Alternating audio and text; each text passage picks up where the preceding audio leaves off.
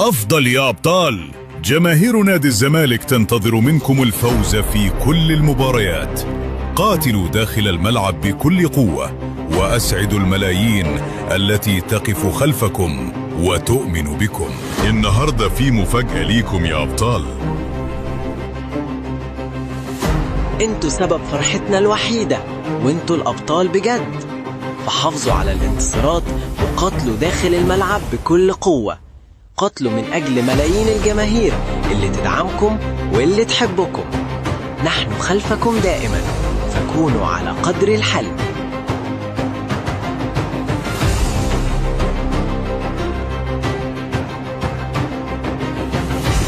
استنوا أقوى الفيديوهات مع هشام الخطيب، وما تنساش تشترك علشان نبقى أقوى عيلة زملكاوية على فيسبوك. بحبك يا زمالك.